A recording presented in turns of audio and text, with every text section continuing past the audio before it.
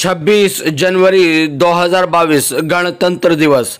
इस शुभ अवसर पर जन जागृति एनजीओ की तरफ से झंडा वंदन का प्रोग्राम रखा गया, जिसमें मेहमान खुसूसी के तौर पर समाजवादी पार्टी के अल्पसंख्यक राष्ट्रीय अध्यक्ष डॉक्टर मेहताब आलम उपस्थित रहे।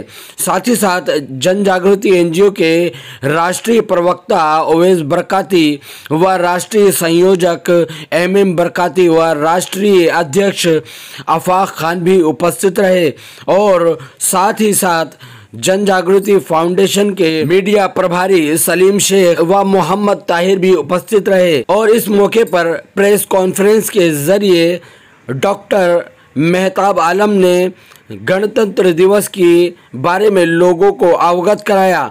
साथ ही साथ ओवैस बरकाती ने भी इस मौके पर सरकार की तरफ से जो फ्रीडम फाइटर की सूची जारी की गई है, उसमें डॉक्टर अब्दुल कलाम आज़ाद का नाम ना होने व फातिमा शेख का नाम ना होने पर जन जागृति एनजीओ के जरिए सरकार से अपील की। हमारे नाला सुखारा के सभी नौजवान साथी, बुजुर्ग और जो महिलाएं आई हैं, उनको मेरा सलाम, आदाब, नमस्ते। आज 26 जनवरी के मौके पर मैं आप लोगों के बीच आया हूं। इस मौके पर झंडारोहण का समारोह हो गया है। अब इसके बाद जन जागृति फाउंडेशन एनजीओ के फाउंडर प्रेसिडेंट आफाक खान साहब, राष्ट्रीय प्रवक्ता ओवैस बरकाती साहब, राष्ट्रीय इफ्तिखार खान साहब, सुंदर सिंह साहब और राम पाटिल साहब महाराष्ट्र सचिव है, इरशाद साहब, इरशाद अंसारी साहब प्रवक्ता है, गुलाम रसूल, मोहम्मद आमिर, इजहार भाई, सईद फारूकी साहब, मोहम्मद एजाज खान साहब, महिला टीम की नाला सुखारा अध्यक्ष ताहिरा शेख और मेरे पत्रकार बंधु, सबका मैं तहे दिल से धन्यवाद अदा करता हूँ कि इस मौके पर हम लोग आज 26 जनवरी की गणतंत्र 73वें गणतंत्र दिवस में सब लोग इकट्ठा होकर के हमने 26 जनवरी को मनाने का। भाइयों, आज गणतंत्र दिवस है। ये आजादी सन 1947 में हमें ऐसे नहीं मिली।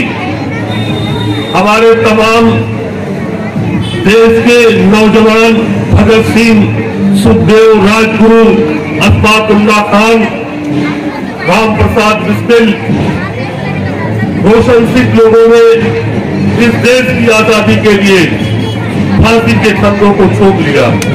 जब ये देश की आजादी 1947 में मिली, उसके बाद हमारा संविधान सन 1950 में लागू किया गया। डॉक्टर भीमराव अम्बेडकर द्वारा ये संविधान लागू हुआ। आज भारत अपना 73वां गणतंत्र दिवस मना रहा है। 26 जनवरी को राष्ट्रीय अवकाश भी घोषित किया गया है। सबसे पहले मैं आपको बताना चाहता हूं कि गणतंत्र दिवस क्यों मनाया जाता है। दरअसल इस दिन ही हमारे देश को अपना संविधान मिला था। 26 जनवरी 1950 को सुबह 10:18 पर भारत का संविधान लागू किया गया था। संविधान लागू होने के बाद हमारा देश भारत गणतंत्र देश बन गया। इसके 6 मिनट बाद 10:24 पर डॉक्टर राजेंद्र प्रसाद जी ने भारत के पहले राष्ट्रपति के रूप में शपथ ली थी। इस दिन पहली बार वातावरण डॉक्टर राष्ट्रपति राजेंद्र प्रसाद जी बग्घी पर बैठकर राष्ट्रपति भवन से निकले थे। ये संविधान ही है जो भारत के सभी जाति, सभी धर्म और वर्ग के लोगों को एक दूसरे से जोड़े रखता है। भारत का संविधान दुनिया का सबसे बड़ा लिखित संविधान है। इस संविधान को बनाने में 2 साल 11 महीने और 18 दिन लगा था। संविधान को लागू करने के लिए 26 जनवरी ही क्यों चुना गया? 26 जनवरी ही का दिन क्यों चुना गया था? इसलिए चुना गया था क्योंकि 1930 में इसी दिन कांग्रेस के अधिवेशन में भारत को पूर्ण राज्य की घोषणा की गई थी। गणतंत्र दिवस के अवसर पर राजपथ पर भव्य गणतंत्र दिवस समारोह का आयोजन होता है। राष्ट्रपति तिरंगा झंडा फहराते हैं। राष्ट्रगान ध्वजारोहण के साथ उन्हें 21 तोपों की सलामी दी जाती है। अशोक चक्र और कीर्ति चक्र जैसे महत्वपूर्ण सम्मान भी दिए जाते हैं। राजपथ पर निकलने वाली झांकियों में भारत की विविधता में एकता की झलक दिखती है।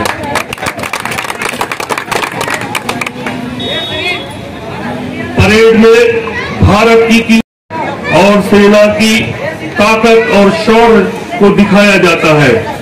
ऐसा ही नहीं है कि 26 जनवरी को ही राष्ट्रपति द्वारा झंडा फहराने और परेड व झांकियों आदि के समापन के साथ ही यह राष्ट्रीय त्योहार खत्म हो जाता है, बल्कि 29 जनवरी को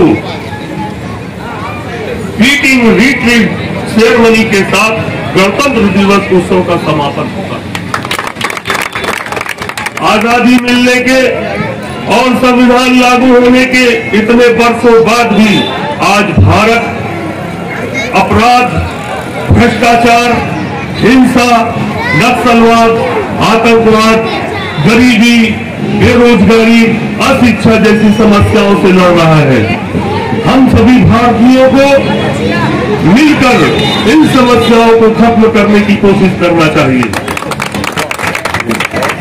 भारत को जब तक इस समस्याओं से बाहर नहीं निकालते, तब तक स्वतंत्रता सेनानियों का सपना पूरा नहीं होगा। एक होकर प्रयास करने से श्रेष्ठ और विकसित भारत का निर्माण होगा। इसी वाणियों के साथ मैं अपने भाषण को समाप्त करता हूँ। जय हिंद, जय भारत।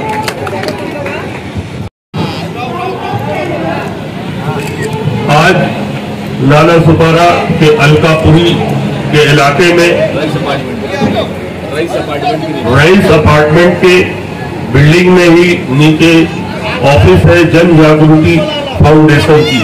जो ये एनजीओ आपके शहर ही नहीं, आपके सिर्फ नाला सुपारा ही नहीं, तमाम पूरे प्रदेश में, पूरे शहर में ये लोगों को विकास के लिए, लोगों की परेशानियों और समस्याओं के बारे में जानता है और उनकी समस्याओं का समाधान करने के लिए ये तत्पर तैयार रहता है। जिन लोगों को भी कभी किसी भी बात की समस्या हो, परेशानी हो, वो जन जागृति फाउंडेशन एनजीओ से अपना संपर्क करें। और मेरा पूरा उम्मीद है कि ये नौजवान साथी जो इससे जुड़े हुए हैं वो आपकी समस्याओं का तत्पश्चात जो है पूरा ध्यान रखेंगे और उनका समाधान करेंगे। इसी के साथ हम जन जागृति जागरण से ये अनुरोध करते हैं कि अपने कार्य को निष्ठापूर्वक, ईमानदारी से, सिर्फ एक एनजीओ बना लेना ही बड़ी बात नहीं होती है, उसको पूरी तरीके से कर्तव्य का पालन करना चाहिए। और मेरी पूरी उम्मीद है कि ये एनजीओ अपना पूर्ण कर्तव्य का पालन करेगी। धन्यवाद। अब सीधे में ईमान, मिस्र, रोम सब मिट गए जहां से, अब तक मगर है बाकी नामो निशा हमारा। कुछ बात की है हस्ती, मिटती नहीं हमारी, सदियों रहा है दुश्मन दौरे जहां हमारा। आज जितनी आसानी से हमने तिरंगे को लहरा दिया, फहरा दिया और ये खुशी का इजहार कर दिए, इसे आसान बनाने के लिए हमारे बुजुर्गों ने, हमारे पुरखों ने कितना बलिदान, कितना सेक्रीफाइड और कितने लोग फांसियों के तख्तों को चूमा, कितनी माओं ने बेवा होकर सफेद साड़ियां पहनी, कितने बच्चे यतीम हो गए, ये शायद हम धीरे धीरे भूल रहे हैं। भूलने की वजह यह है कि आज जो तादाद हमारे सामने है, क्योंकि राष्ट्र गणतंत्र दिवस 73 रिपब्लिक डे ऑफ इंडिया है और यहाँ मनाने के लिए गिने चुने लोग भी यहाँ पर उपस्थित हुए हैं। अब मैं इसे भूलना नहीं कहूँ तो क्या कहूँ। दूसरी चीज, हमारी राज्य सरकार और केंद्र सरकार भी धीरे धीरे अपने स्वतंत्र सेनानी, फ्रीडम फाइटर को धीरे धीरे भूल रही है। अभी हाल ही में एक सूची जारी हुआ, रेस्पेक्टेड पर्सन ऑफ इंडिया, जिसके अंदर मौलाना अब्दुल कलाम आजाद साहब के पुण्यतिथि और फातिमा शेख जी का पुण्यतिथि उसके अंदर लेटर के अंदर मेंशन नहीं हुआ। इस वजह से हमारी जन जागृति फाउंडेशन इस बात का समर्थन करेगी और मांग कर रही है कि केंद्र सरकार और राष्ट्रीय सरकार, जो यूपीए यहाँ का महाघटक दल है जो महाराष्ट्र में, इनसे अनुरोध करेगी हमारी एनजीओ कि आप भारत के पहले शिक्षा मंत्री मौलाना अब्दुल कलाम आजाद को किसी के परिचय की मोहताजी नहीं है। आप भारत के पहले शिक्षा मंत्री थे, कांग्रेस के अध्यक्ष रह चुके हैं, फ्रीडम फाइटर रह चुके हैं और अपने दौर के बहुत बड़े जो है ज्ञानी और बहुत बड़े शख्सियत रह चुके हैं। हमारे एनजीओ की तरफ से हम मांग करेंगे कि आपका रेस्पेक्टेड नाम अपनी सूची में जारी करके और दूसरी सूची में इनका नाम और फातिमा शेख का नाम जारी करें। इसके अंदर पहल जो है हमारे बड़े भाई डॉक्टर फैजान अहमद अजीजी, जो एक्स मेंबर कैबिनेट मंत्री गवर्नमेंट 1 में यूपीए सरकार में, इनके पिताजी बैंक ऑफ महाराष्ट्र के कैबिनेट मंत्री रह चुके, उन्होंने एक लेटर श्री उद्धव ठाकरे जी को, honourable chief minister of Maharashtra, second Shri Nana पटोजी, honourable president Maharashtra Congress, और टू श्री नवाब मलिक साहब को भेजा है। इसका थोड़ा सा मैं कंक्लूड करके रीड करूंगा ताकि आप लोगों की जानकारी में बात आ जावे कि जो लोग हमारे लिए अपना जान तन मन धन से हमें ये जाम जश्न आजादी का पिलाए हैं, हमारे अंदर थोड़ी वफा रहे कि हम उनकी कुर्बानियों को याद रखें। सब्जेक्ट है government to Maharashtra general administration department इसके नेम ऑफ भारत रत्न अब्दुल कलाम आजाद साहब को भारत रत्न से भी नवाजा गया है, जो उन्होंने 1992 में लिया है। फ्रीडम फाइटर रह चुके हैं, former president of Indian national Congress, first court 20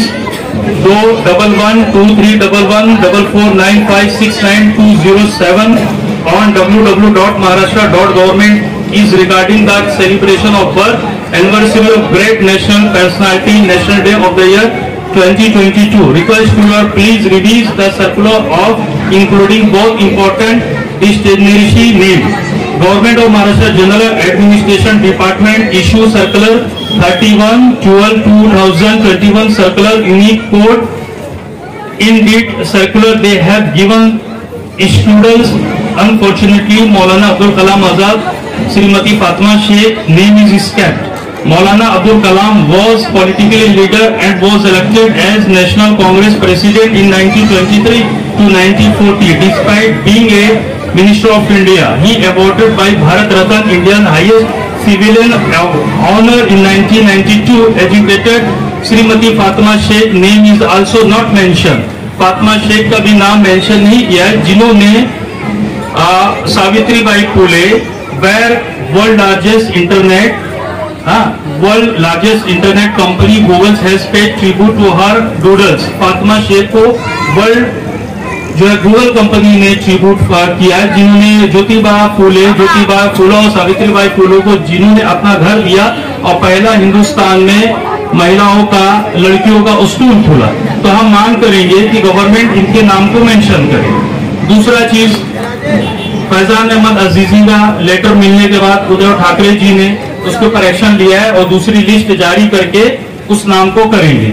नाना पटोजी ने भी लेटर लिखा महाराष्ट्र शासन को माननीय श्री उद्धव ठाकरे जी मुख्यमंत्री महाराष्ट्र राज्य मंत्रालय 400032 महाराष्ट्र शासनाने 2022 मध्ये राष्ट्रीय पुरुष थोर व्यक्ती यांच्या जयंती व राष्ट्रीय दिनाचे कार्यक्रम साजरे करण्याबाबत 21 डिसेंबर 2021 रोजी शासनाची सामान्य प्रशासन विभागाने शासन प्रतिपत्रक जपूत कोड नंबर 2221 प्रक्रमी 112 कार्य 29 नुसार दिलेल्या यादीत भारताची पहिले शिक्षा मंत्री भारतरत्न मौलाना अब्दुल कलाम आझाद यांचा समावेश केलेला नसल्यामुळे मौलाना अब्दुल कलाम आझाद यांच्या जयंती व पुण्यतिथी नोंद सादर यादीत करून पुनः सदी प्रस्तावित करण्याबाबत योग्य कार्य करावी हे विनंती है। महाराष्ट्र शासन कांग्रेस कमेटी के नाना पटौदी जी ने नाना